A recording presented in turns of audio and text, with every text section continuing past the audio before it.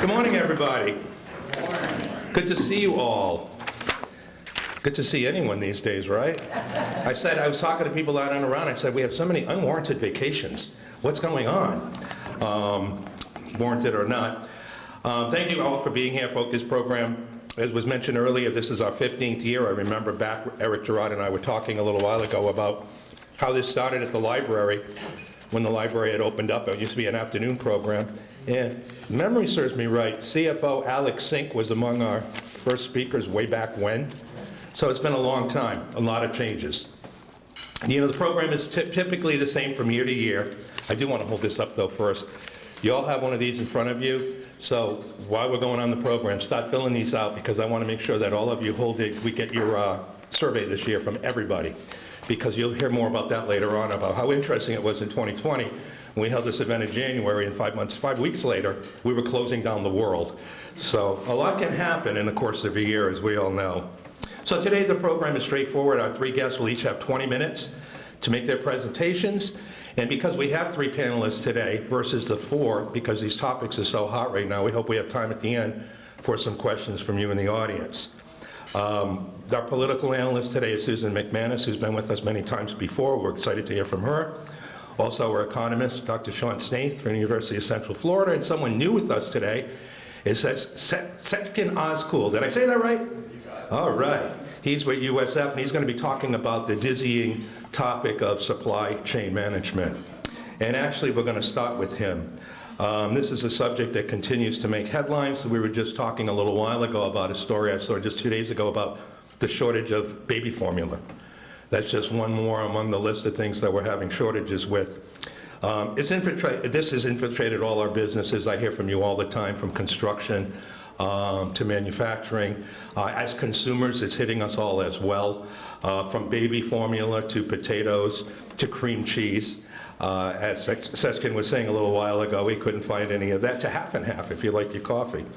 To offer his perspective on this topic, we're pleased to have with us Dr. Ozkul. He's an assistant professor of instruction and the founding director of Supply Chain Innovation Lab at the School of Marketing and Innovation at Muma College of Business at USF Tampa. Seckin holds a bachelor's degree in engineering from Auburn University, a master's in engineering from USF, a master of science in marketing with supply chain management, and a PhD in transportation engineering from the University of Florida. His expertise covers supply chain optimization and logistics modeling, economic impacts of supply chain modeling, as well as freight mobility and planning. He serves on several boards, national boards, including the National Academies of Sciences Transportation Research Board and Freight Transportation Economics and Regulation Committee. He's a fellow of the International Road Federation and a registered professional engineer in the state of Florida. A lot of credentials. Please welcome Dr. Seckin Ozkul.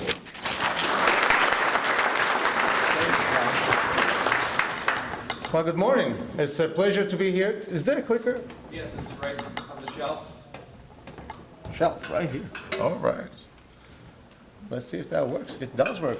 Well, good morning, everyone. It's my pleasure to be here. My name is Seckin Ozkul. I'm an assistant professor and also the founding director of the USF Supply Chain Innovation Lab. Heard of supply chain lately? I guess, right? So my topic is going to really be a look back in 2021, because I think without looking back in 2021, we can't really move forward into 2022 or forecasting anything about 2022, right? I am actually going to be covering forecasting in class today in the afternoon for my undergrad students. I know you already know a lot about forecasting, so I'm going to brush over that topic real quickly. I named this, so what do I need to stock up on in 2022, right? Because I feel like that's what we keep on doing, right? What's the next hot thing that I can buy like 6 collies of or 6 packages of, so I don't really need to shop for it in the future? Quick overview of supply chain, right? This is my bread supply chain. It goes all the way to the farm upstream, and then it flows downstream all the way to you, where you go and get that bread or that cream cheese, right? I was in Publix yesterday, and my daughter likes strawberry cream cheese because that's what she eats. She doesn't eat any regular cream cheese. So I go to the cream cheese aisle, there is nothing. Maybe like 2-3 packages, only one option that you can actually purchase. No strawberry cream cheese, that's for sure. Right? So I was in a bind when I went home trying to explain because she says, don't you do supply chain? Can't you solve that problem for me? Right? So, but what we want to understand about supply chain is it's fragile, right? We want to really manage that and nurture that so I can actually get what I want at the end of the day. Most of us did not really care about or know about supply chains since, right before the pandemic, right? You went there, everything was there, you had all your options, you got what you wanted, it was all done deal, right? But suddenly it started with toilet paper, right? And then it moved forward. And we'll talk a little bit more about that. But there's a lot of costs associated with that. Flour was one of the items missing in 2021. If you went looking for flour, maybe some of you experienced that, you didn't see that on the shelves. But all that wheat flowing downstream, what I am really caring about is how do I manage the supply chain so I have my bread at the end of the day. Quick look back in 2021. We had already COVID-19 impacts in 2021, right? We were already trying to jump the gun and trying to deal with that in supply chain management. How do I model that? I don't have perfect data. How do I really make sure that I have goods? Oh, hold on, my workforce, this and that. On top of all this, we had all these issues. Let's take a quick look at what we experienced. It was already stressed my supply chain. What else have we experienced on top of that? The winter storms in Texas, millions having no power, right? It definitely had a lot of strain on my food supply chains as well as my logistics networks, right? Especially the connection from Texas to Mexico, the delayed US-Mexico cross-border relations, the trucks waiting there in the border, as you can see in this picture. It really impacted a lot of industries, but especially the perishables industry that actually crosses that border because they are time sensitive, right? Not all supply chains are created equal, and perishables definitely is very, very sensitive. We had low stocks in grocery stores. We had temporary impacts on manufacturing, warehouse, and store operations. Then we had the Suez Canal. Anybody heard of this? This ship ran aground and then got stuck there, and we have all satellite images of it and everything. Oh, wasn't that a mess? Who cares? Oh, well, we all do, right? Because once this happens, we have a lot of holdup at the canal. Hundreds of ships behind that ship is unable to pass. We have port and carrier schedules are off. Ooh. That's not nice, right? Especially when they start missing those ports of call and everything. I am experiencing, if I'm a port, this happens, I'm thinking, oh my God, I'm gonna have congestion, what do I do? All extra cost, right? I talk a lot about cost in my class, and we should talk about cost too. Everything we see here is cost because I can't plan for it. When it's unplanned, I'm just spending more money. Then we had COVID-19 surge in India. India closed down. We see multiple industries and different regions shutting down. We do a lot of business with India in industrial machinery, in cotton apparel, Gap. If you're shopping at Gap, they had a lot of major issues with this cotton apparel coming from India. Williams-Sonoma had some issues from their industrial machinery. Then on top of all that, we had congestions at the ports, which we just talked about, right? The Yantian International Container Terminal, one of the biggest in the world, and also the port of LALB, like Los Angeles, Long Beach, one of our biggest by volume container, had many issues. We saw all those ships all anchored out into the sea. They can't come port. We can't unload them. I don't have my goods. Oh, big problem, right? I don't like it. It's a cost. Is that a question? Oh, okay, perfect. Sorry. I'd rather answer all the questions on the spot, right?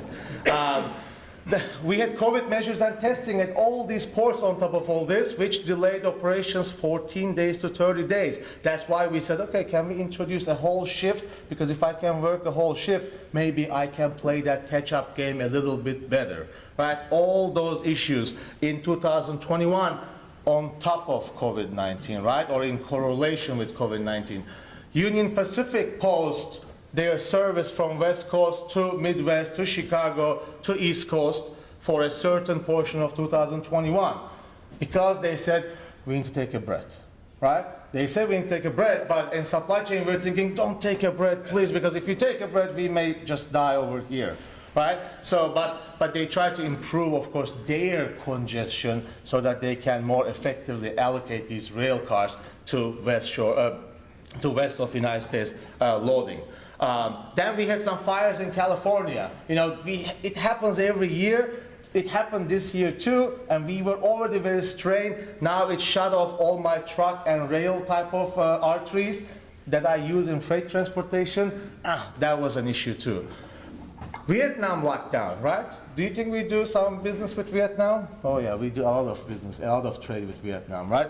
Vietnam shut down, and some people said, who cares? But then all these companies, Adidas, the Foot Locker, the Puma, Skechers, you name it, Burlington, Ralph Lauren, right? All of them said, oh my God, I do a lot of business with, I hope I diversified my portfolio, right? That's one more thing everyone is talking about. How do I diversify my, hopefully that's something good for the United States, because we're going in that direction of folks are thinking, can I actually open up some factories, open up some production facilities within the United States, or at least Mexico and Canada, that I have actually goods within the northern United States that I can easily, hopefully, access rather than possibly the other side of the world.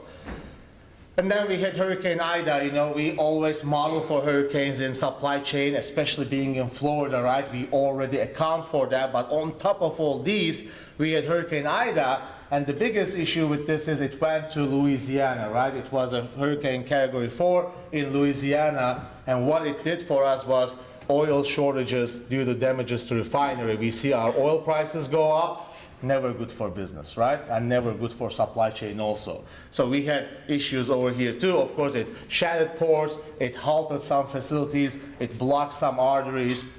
On top of that, we had oil shortage issues too. A lot of issues, right? Supply chain, who wants to work in this? Maybe I should switch my field. So, how about my impacts? What have we really seen at the other end when all these things happened, right? First one is workforce. COVID-19 really strained our workforce. I don't need to tell you this. You all experience this in your daily lives. Some of our workers, unfortunately, were lost to COVID-19, right? Everybody talks about there are no workers, this and that, but some folks just are not here among us, right? So rest in peace to those who we lost to COVID-19. But let's move forward.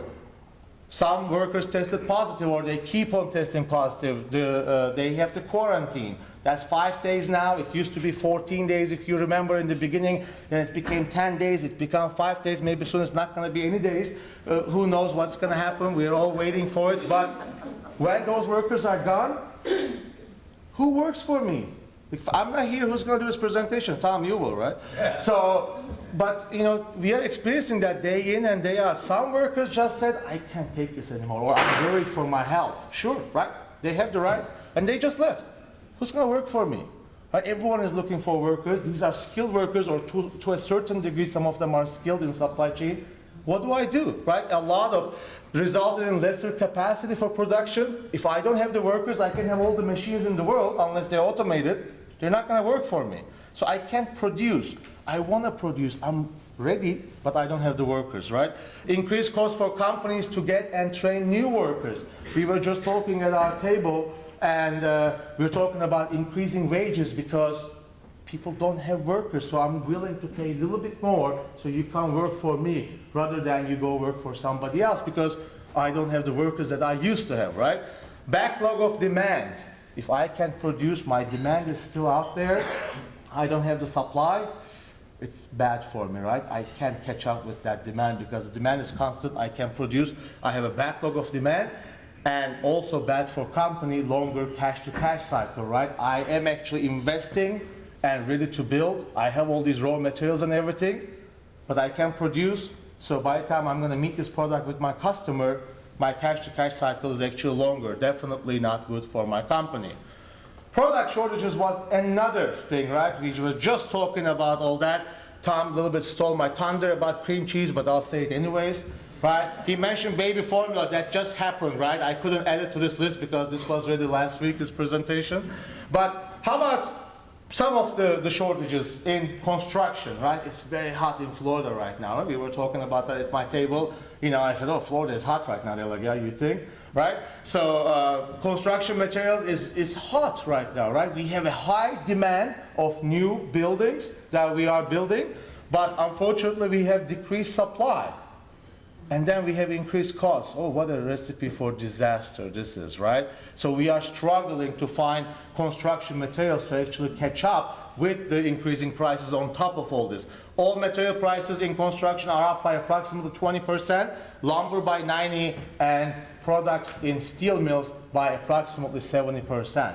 Those are big increases, but where are they coming from? I'm going to talk about in the next slide, but the companies are spending more to get or to produce these goods also, because everything I just mentioned, those impacts, is cost for my company. Guess who's going to pay for that, right?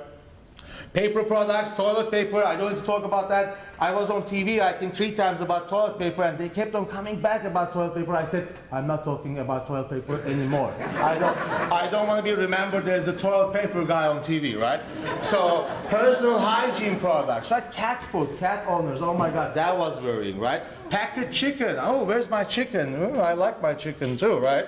Flour, I mentioned that earlier. Fruits and vegetables to a certain degree. Cream cheese, right? I just told you that story about my daughter being angry with me yesterday because I couldn't bring that strawberry cream cheese home, and I work in supply chain, right? And the list goes on. Increased price of goods. I'll mention it one more time. We kind of touch base on that, but this chart over here is from April of 2020, kind of the onset of the pandemic for us in the United States, to April 2021. These numbers are even higher right now. The new chart did not arrive. It's going to arrive hopefully in April of this year. But we can see that groceries are about 3% higher, household care is about 5%, baby care, general merchandise about 7% higher. We're seeing all these increase because the companies are struggling. When they struggle, guess who they are going to pass this on? They're going to pass it on to the consumer. And the last one, anybody see any supply chain fee added to their receipts or bills? No? Nobody? We can see now in some cases, supply chain fee, $5, $4.99, $3.50, whatever you want to name it. I have seen a couple of those, and actually there was one discussion that I had probably with ABC Action News about this too. They said, well, where did that come from? Well, you know, the companies are paying more for this.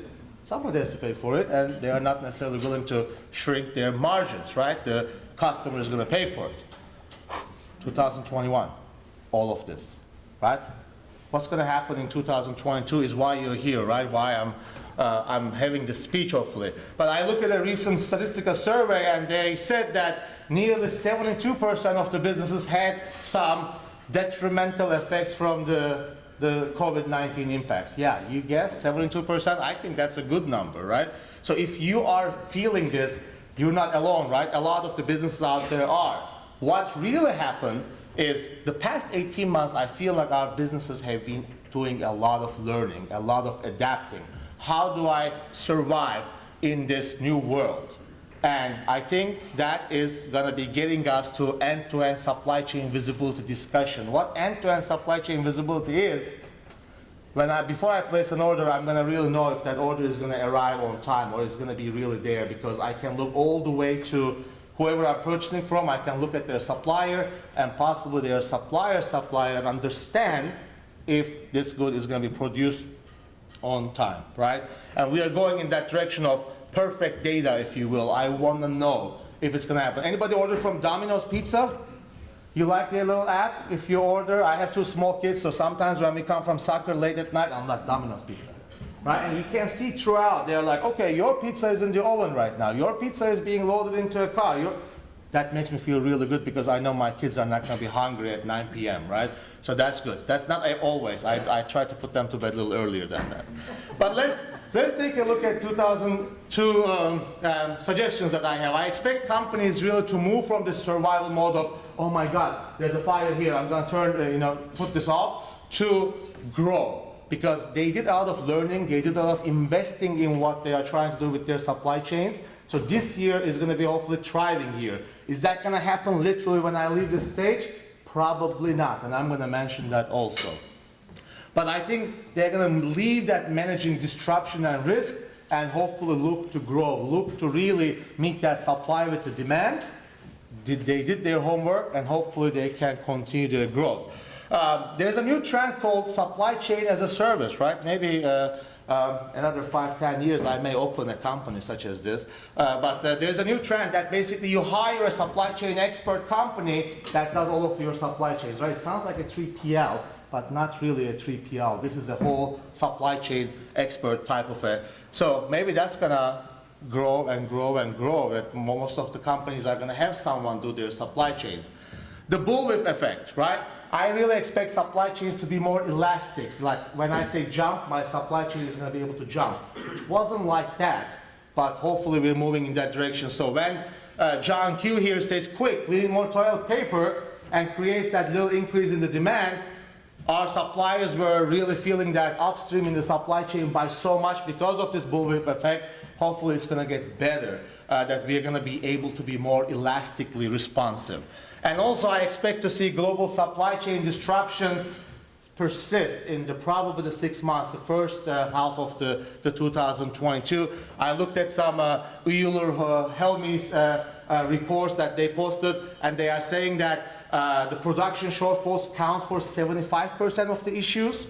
So we are short on production. We knew that, right? I mentioned that. And also logistics bottlenecks, right? The Union Pacific, when they stop working, are also accounting for 25% of my supply chain issues. But they're also saying that there's going to be some trade increase, 6% in 2022 and 4% to follow. So I think that is the light at the end of the tunnel, hopefully, for us to see. There are 3 reasons that I expect the second half 2022 is gonna look a little better. And the first one is, I believe that the consumer demand has peaked. I think we know what to expect from the people know what to expect from the pandemic, and I think we are adjusting our demand according to that. And I think demand will eventually normalize when we are in the summer months of 2022. The second one is inventories are getting back to pre-COVID. We were just playing that stock, from my safety stock, spending all my inventory, and I can't ever remake it because my demand is still high, so I'm always playing the catch-up game. Now we are back to trying to restock and bring that up. So I believe that by mid-2022, that's going to be the case. And also, a lot of new orders for new, larger, bigger container ships. So that must mean something, right? That is going to give me more capacity for shipments. So we are very hopeful that 2022 is going to look better. So the crystal ball, right? I wish I had that because I will win that $375 million lottery, right? But I believe 2022 is going to be the year, hopefully, that we're going to say, okay, COVID-19, we know how to handle this. 2020, we were shell-shocked. 2021, we were playing the catch-up game. We learned a lot. We have a lot of data. So 2022, I think our supply chains will return to normal. We're going to have our stocks. We're going to be able to hopefully levelize that cost of goods back to where it was before the pandemic. But Murphy is listening, right? Whatever is going to go wrong, hopefully in 2022 will not go wrong. With that, I am going to open the floor for your questions.